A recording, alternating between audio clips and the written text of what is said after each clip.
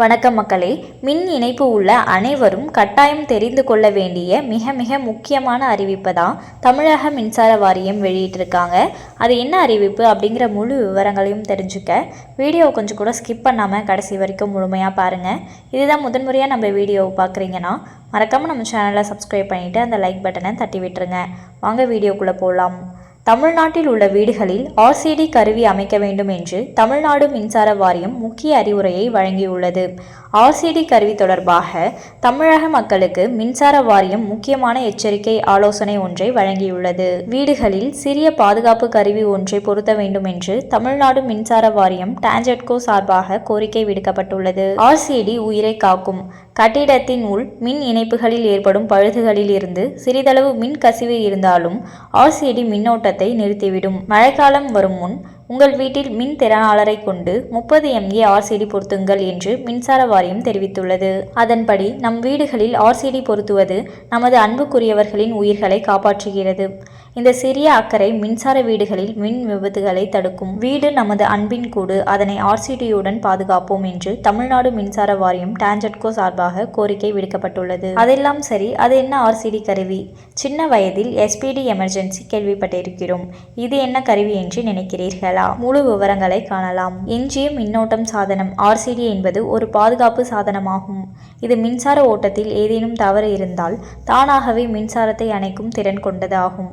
RCDகள் சாதாரண உருக்கிகள் மற்றும் சர்க்கியூட் பிரேக்கர்களை விட அதிக உணர்திறன் கொண்டவை. அதாவது வீட்டில் தான் ஃபியூஸ் இருக்கிறதே என்று சொல்ல வேண்டாம். இது ஃபியூஸை விட வேகமானது, அதோடு திறன் கொண்டது. மின்சார அதிர்ச்சிக்கு எதிராக கூடுதல் பாதுகாப்பை வழங்குகின்றன. இதனால் உங்களுக்கு ஷாக் அடிப்பதை தவிர்க்கலாம்.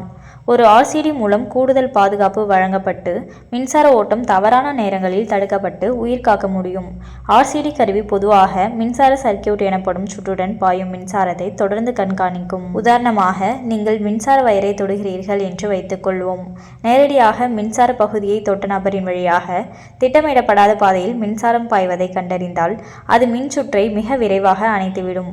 இதனால் இறப்பு அல்லது கடுமையான காயம் ஏற்படும் அபாயத்தை கணிசமாக RCD குறைக்கிறது. ஈரமான நிலையில் மின்சாரத்தை பயன்படுத்துவது மின்சார அதிர்ச்சியின் அபாயத்தை கணிசமாக அதிகரிக்கிறது. நீங்கள் ஈரமாகவும் தரையுடன் தொடர்பு கொண்டவராகவும் இருந்தால் அது உங்கள் வழியாக மின்சாரம் பாய்வதை எளிதாக்குகிறது. ஈரமாக இருக்கும் குளியல் அறைகள் மற்றும் தோட்டங்கள் போன்ற பகுதிகளில் மின்சார அதிர்ச்சியிலிருந்து உங்களை பாதுகாக்க RCDகள் உதவும்.